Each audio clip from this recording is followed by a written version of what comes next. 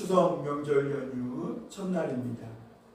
행복하고 풍성한 명절 보낼 수 있기를 주님의 이름으로 축원합니다. 오늘은 이스라엘의 마지막 왕이 호세아에 대한 이야기입니다. 북이스라엘이 여로보암이 솔로몬에게서 찢어서 나와서 약 211년간 19명의 왕이 바뀌게 됩니다. 19명의 왕이 약 200년간 통치했으니까 평균적으로 보면 10년간 왕이 한 10년간 한 왕이 10년간 통치했다고 볼 수가 있습니다.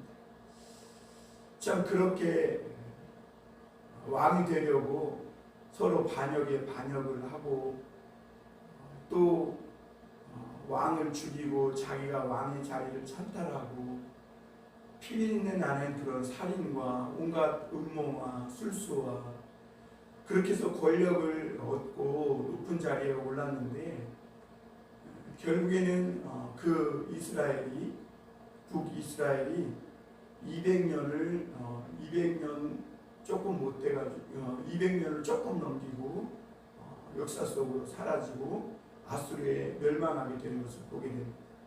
그때가 722년입니다. 722년에 BC 722년에 아수르가 망하게 되는데 오늘 그 마지막 왕이 호세아입니다. 여러분 불교의 세계관은 윤회관입니다. 이 사람이 계속해서 이렇게 세계가 돈다는 거죠. 그래서 이번 생에는 내가 업보가 많고 잘못 살았어도 다음 생에 좀 다시 태어나면 잘 살면 또 더 좋은 그런 존재로 태어날 수 있다는 이런 윤회관을 주장하고 있습니다. 그러나 우리가 믿는 기독교 신앙은 이 일직선 신앙관입니다. 무슨 말이냐면 시작이 있으면 끝이 있다는 것입니다. 그래서 주님은 알파와 오메가의 주님이십니다.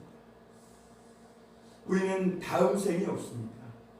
이 생이 여기가 한 번뿐이고 그리고 우리는 영원히 하나님의 집에 들어가든지 아니면 영원히 지옥에 가든지 둘 중에 하나입니다.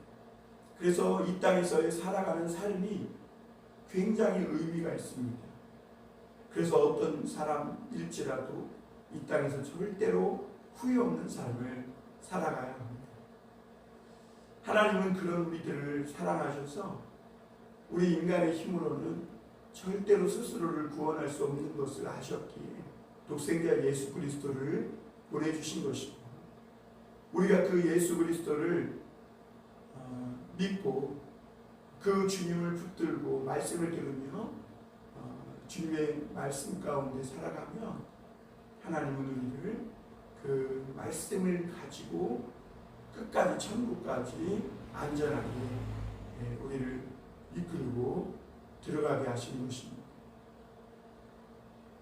여러분 우리 사람에게 죽음이 있다는 것 그리고 우리가 영원히 살 것 같지만 또 다음 생이 있는 것 같지만 그것이 아니라 언젠가는 끝이 있고 심판이 있다는 것.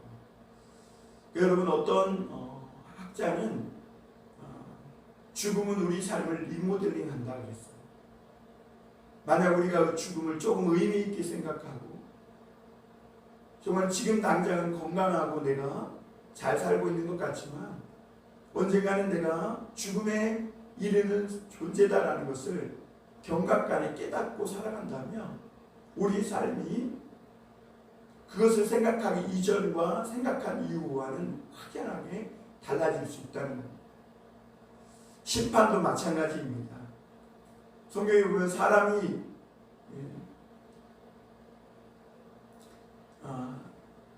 사람에게 그 심판은 한번 정하신 것이라고 했습니다. 그러니까 사람에게 인생을 한번 이렇게 살아가지만 그 후에 심판이 있다 이렇게 말씀했습니다. 그러니까 심판이 있다는 것을 알고 살아간다면 우리 삶은 지금보다는 조금 더 새로워지는 삶을 분명히 살아갈 수 있을 것입니다. 호세아는 그 앞선 왕이었던 베가를 죽이고 자기가 왕의 자리에 올랐습니다. 참 모든 인간이 권력만 잡으면 다 될 것 같이 생각을 합니다. 그러나 여러분, 그렇게 사람을 죽이고 온갖 악을 저지르고 해서 왕이 됐어요. 권력의 자리를 얻었습니다. 그런데 여러분, 그게 무슨 의미입니까? 오늘 말씀해 보니까 이 호세아가 이 북이스라엘의 마지막 왕인 거예요. 자기가 그렇게 왕의 자리에 올라가려고 사람도 죽이고 음모와 이런 가운데 온갖 술수를 범하고 그 자리에 올랐지만 북이스라엘의 마지막 왕이라는 이 불명예를 얻게 됩니다. 오늘 17장 1절에 보면 1절 2절에 보면 그래도 성경은 이 호세아에 대한 평가를 이렇게 합니다. 유다의 왕 아하스의 제12년에 엘라의 아들 호세아가 사마리아에서 이스라엘 왕이 되어 9년간 다스리며 여호와께서 보시기에 악을 행하였으나 다만 그전 이스라엘 여러 왕들과 같이 하지는 아니하였더라. 여러분, 호세아가 이스라엘의 왕의 자리에 올랐습니다. 그리고 성경은 그 호세아가 북이스라엘의 이전에 다른 왕과 다만 그전 이스라엘의 여러 왕들과 같지는 아니하였더라 이렇게 말합니다. 참 이 표현이 뭔가 아쉬움과 안타까움이 남습니다. 그래, 호세아가 조금이라도 좀 나았구나. 그러면 뭐예요? 마지막인데, 끝인데. 그러니까 결국은 이 말씀을 통해서 하나님이 우리에게 들려주시고자 하는 말씀이 뭐냐면, 하나님은 이 호세아를 다만 그전 이스라엘 여러 왕들과 같이 하지는 아니하였더라. 이 말은 하나님은 그래도 호세아를 조금이나마 기대했던 것 같아요. 호세아가 하나님께 돌아와 회개하고 돌이키며 북이스라엘의 운명을 조금 더 연장시켜 주려고 했던 그런 마음이 있었던 것 같아요. 근데 여러분, 하나님이요, 무한정 은혜를 베풀고 무한정 사랑하는 것 같지만 하나님의 사랑은 그렇게 값싸고 천박한 사랑이 아니에요. 하나님의 사랑은 언젠가는 반드시 끝이 있고 하나님의 은혜는 언젠가는 그 은혜의 이면에 있는 심판을 배경으로 한 은혜인 것입니다. 그래서 하나님의 은혜와 사랑은 그냥 한없이 쏟아 흘려 낭비해 버려도 괜찮은 그런 싸구려 은혜가 아닌 것이죠. 북이스라엘은 그 하나님의 귀한 사랑을 받고도 은혜를 받으면서도 돌이킬 생각을 하지 못한 것입니다.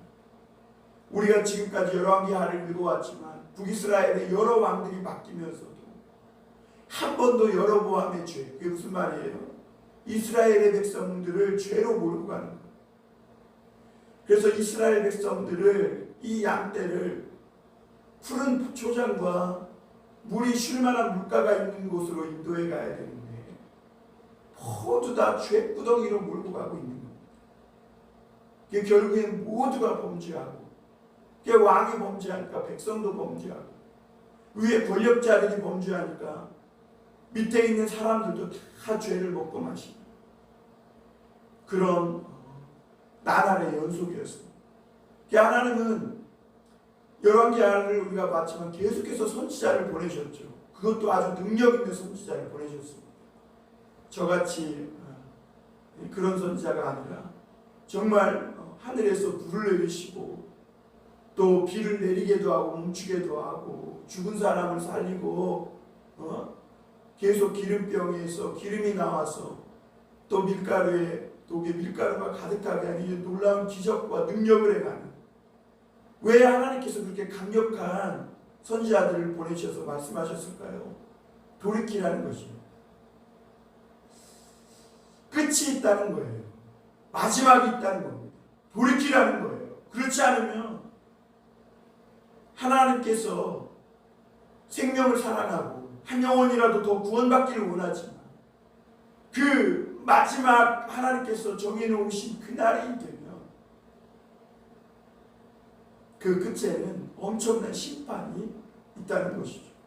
그 하나님은 그런 능력의 선지자를 보내서 돌아오게 하신 것이죠. 그러나 이스라엘은 돌아오지 않았습니다. 오늘 마지막 호세아 왕이 되기까지 오로지 그들에게는 권력과 돈과 명예와 그냥 이런 것들 외에 하나님은 없었어요. 그래서 이 호세아는 결국에는 북이스라엘의 마지막 멸망의 왕이 되게 됩니다. 그리고 오늘 호세아는 이 아수르 살마네셀의 공격을 받아서 옥에 갇히게 되는 것을 보게 됩니다. 그리고 이 호세아가 다스릴 때 그 이스라엘의 수많은 사람들이 사마리아에서 잡혀가는, 그리고 사마리아에는 그 아수르의 사람들을 갖다가 데려다가 거기에 거주하게 하는 인종 말살 정책을 펴게 되는 것이죠. 그래서 나중에 이 사마리아가 유대인들에게 엄청난 무시와 천대를 받습니다. 예수님께서 요한복음 4장에 보면 이 여인에게 물 좀 달라 그럴 때 유대인이 사마리아 여인에게, 그것도 여인에게 사마리아 사람에게 물 좀 달라고 하는 걸 이상히 여겼습니다. 왜 그러냐면 유대인들은 사마리아 사람들을 개처럼, 동물처럼 여겼기 때문에 그렇습니다. 왜 그러냐? 오늘 이 살마네셀이 사마리아 사람들 약 2만 명을 잡아가고, 남자 2만 명을 잡아가고 거기에 이 아수르 사람들을 옮겨가지고 거주하게 하고 서로 피가 섞이게 했기 때문에. 여러분, 호세아가 이렇게 다스리고 이스라엘이 멸망할 무렵에 하나님은 선지자 호세아를 통해서 또 말씀하신 것인데, 그것이 뭐냐면 뒤집지 않은 전병이라 그랬어요. 뒤집지 않은 전병. 여러분, 이 빈대떡을 뒤집지 않으면 어떻게 돼요? 한쪽은 타고 한쪽은 안 익어 못 먹게 돼요. 그러니까 이쪽 저쪽 뒤집으며 고르게 익어야 먹을 만한데, 뒤집지 않은 전병처럼 한쪽은 타고 한쪽은 안 익어서 버릴 수밖에 없는, 그러니까 하나님께서 이스라엘을 더 이상 도저히 끌어안고 있을 수 없는 그런 상태가 되어버립니다. 그래서 오늘 우리가 읽은 7절부터 마지막 23절까지는 그 북이스라엘이 멸망을 받을 수밖에 없는 그 판결문을 하나님께서 읽으시는 거예요. 7절을 보면 이 일은 이스라엘 자손이 자기를 애굽 땅에서 인도하여 내사 애굽의 왕 바로의 손에서 벗어나게 하신 그 하나님 여호와께 죄를 범하고 또 다른 신들을 경외하며. 여러분, 여기에 있는 말씀을 쭉 읽어보면 무슨 말씀이냐면 신명기 말씀입니다. 하나님은 이스라엘 백성들에게 애굽에서 그들을 이끌어내시고 광야를 통과하게 하시고, 그리고 모압 땅에서 이 가나안 땅에 들어가기 전에 모세와 다시 언약을 맺으면서 기록한 성경이 신명기잖아요. 그래서 우리가 신명기 말씀 묵상할 때 이 신명기가 할 때 신자가 다시 신자, 재신자라고 그랬잖아요. 그러니까 하나님께서 다시 이스라엘 백성들에게 부탁하고 또 부탁하면서 다른 것은 다 없어도 되고 정말 너희에게 손에 들려준 이 하나님의 말씀을 들고 저 가나안 땅에 가서 절대로 이 말씀만큼은 잊어버리지 말아라. 너희 이마에 붙이고 너희 손에 미간에 붙이고 너희 손에 묶어서 기호를 삼고 표징을 삼고 들어가나 나가나 하나님의 말씀이 늘 묵상하며 읽고 그 가운데 살라고.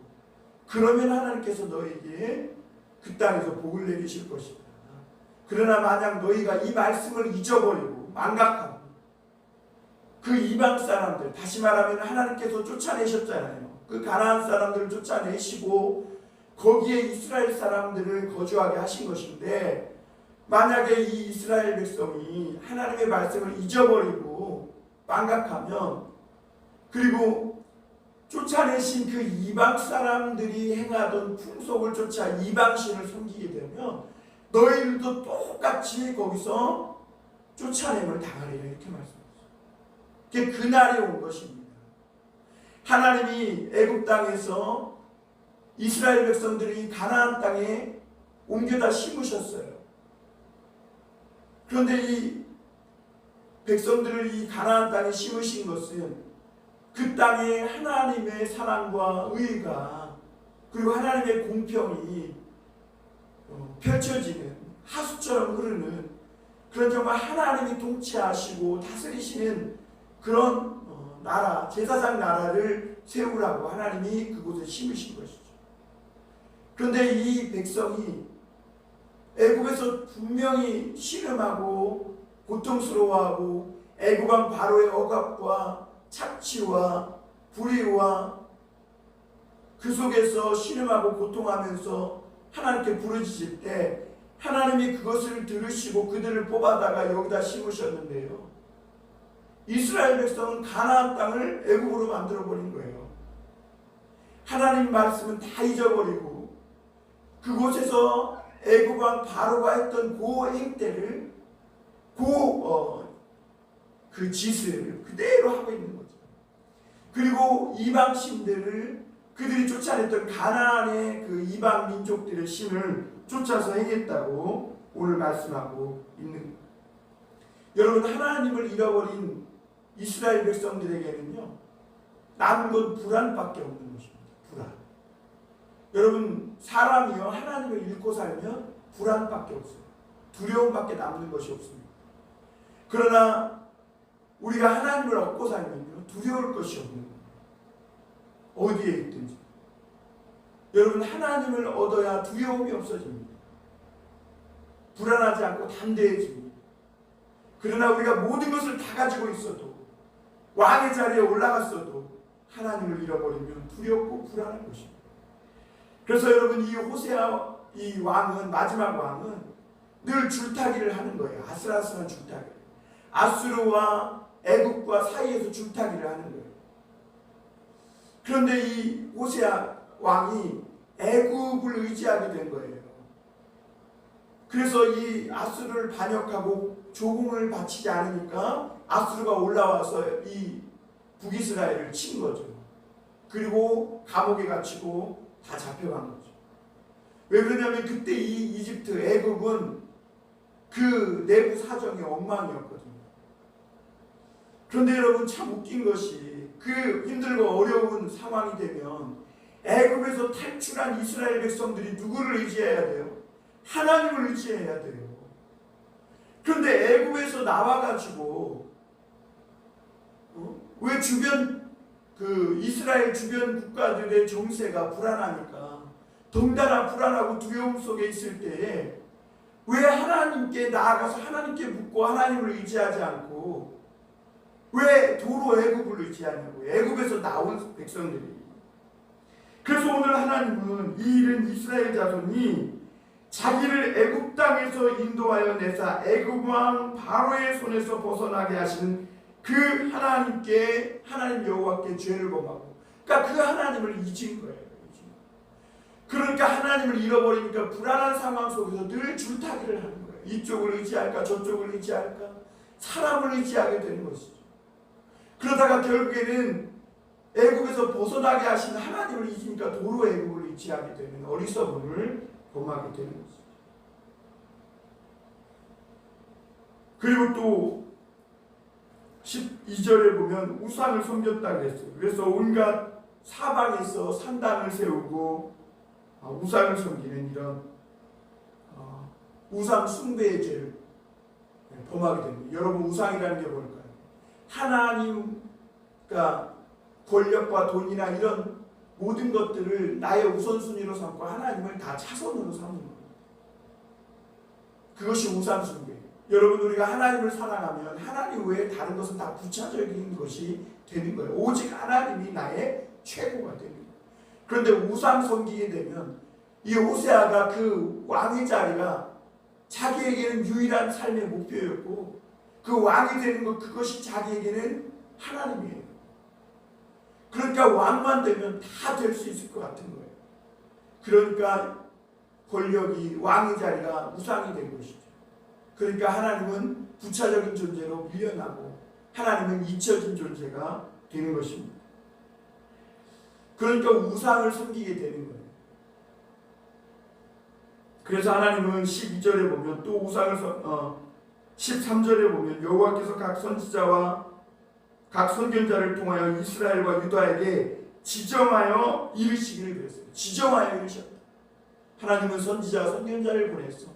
이스라엘 백성들이 그 잘못된 길로 가고 있는 것을 지정하여 이르시고 돌이키라는 거예요. 너희가 악한 길에서 떠나 나의 명령과 율례를 지키되 내가 너희 조상들에게 명령하고 또 내 종 선지자들을 통하여 너희에게 전한 모든 율법대로 행하라고 하셨으나 그러나 그들이 그러지 않았다는 거죠. 17절에 보면 그렇게 하나님의 선지자를 통해서 지정하여 말씀하시는데도 불구하고 어디까지 타락하느냐, 자기 자녀를 불 가운데로 17절에 보면 불 가운데로 지나가게 하기까지 타락해. 자기의 왕의 자리를 위해서라면 이방신에게 제사를 하면서 자식도 바치는 거예요. 무섭지 않습니까? 옛날에는 자기가 왕이 되려면 자기 친척들이나 뭐 이모 삼촌 다 죽였잖아요. 근데 오늘날이라고 그런 일들이 없냐? 아니에요. 돈 때문에 막 부모가 자식을 죽는데 내어주고요, 자식의 부모를 죽여요. 이게 불 가운데로 지나가게 하는 거예요. 왜? 자기의 하나님이 나의 여호와 하나님이 나의 하나님이 되시지 하나님이 아니고 세상의 돈이나 권력과 명예나 성공이나 이런 것들이 내 하나님이 되었기 때문에, 그러니까 자식을 불 가운데 지나가게 하기까지 오직 그 자리, 그 권력, 그 높은 자리와 성공, 그것만을 얻기를 원했던 거죠. 그러니까 자녀들을 불 가운데 태워 죽이는 이런 인신제사도 서슴없이 드리게 되는 엄청난 인간의 마지막 폐역의 종결판을 보게 되는 것이죠. 마지막으로 23절에 보면 여호와께서 그의 종 모든 선지자를 통하여 하신 말씀대로 드디어 이스라엘을 그 앞에서 내쫓으신지. 결국에는요, 이 이스라엘 백성들에게 결국에는 하나님께서 그 보내셨던 종들의 말씀대로 쫓아내셨습니다. 여러분, 하나님께서 그 이스라엘을 사랑하셔서 애굽에서 건져내서 온갖 기적과 능력을 행하셔가지고 그 광야에 데리고 나와서 사랑하시고, 여러분 우리가 신명기 읽으면 하나님이 얼마나 이스라엘을 사랑하셨는지, 하나님이 장막 칠 곳을 먼저 가서 막 살피시고 장막 칠 곳을 마련해 주시고 먹을 것을 하늘에서 내려주시고 반석을 쳐서 자기 몸을 찢어서 물을 주시고, 고기 먹고 싶다니까 하나님이 바람을 통해 고기를 주시고, 모든 불뱀과 위험으로부터 지키시고, 낮에는 구름 기둥과 밤에는 불 기둥, 이렇게 하나님이 사랑하셔서 지키시고 보호하시고, 호우 불면 꺼질라 오기야 금이야 해서 이 가나안 땅에 데려다 심으신 거잖아요. 극상품 포도나무를 심었는데 이 백성들은 자꾸 들포도를 맺는 거죠. 하나님의 선지자를 통해서 말씀해 주시는데도 듣지 않는 거예요. 우리는 망하지 않을 거라는 거죠. 나는 죽지 않을 거라는 거예요. 나는 영원히 그냥 계속 이 자리에 있을 것 같은 것이라는 거죠. 그러나 여러분 어떻게 해요? 결국엔 말씀대로 됩니다. 선지자 말씀대로 그들이 쫓겨나니라. 그래서 여러분 이스라엘이 망합니다. 사랑하는 성도 여러분, 그 북이스라엘의 운명이나 우리의 운명이나 다 똑같습니다. 여러분 우리도 하나님의 말씀을 듣고 돌이키지 않으면 결국엔 그 스스로 죄에 팔려서 영원히 죽음에 이르게 되는, 오늘 명절 첫날 아침인데 매우 무거운 주제를 가지고 말씀을 나누게 돼서 안타깝지만, 그러나 여러분, 사실 이 말씀이 우리에게 생명의 소리고 또 우리를 살리는 소리인 줄 믿습니다. 자칫 해이해지기 쉬운 명절 기간인데요, 이때 더욱 허리를 동이고 마음의 허리를 동이고 겸손히 하나님과 동행하면서 정말 기쁘고 즐겁고 하나님의 자녀답게 행복하게 추석 명절을 보내실 수 있기를 주님의 이름으로 축원합니다. 기도하겠습니다.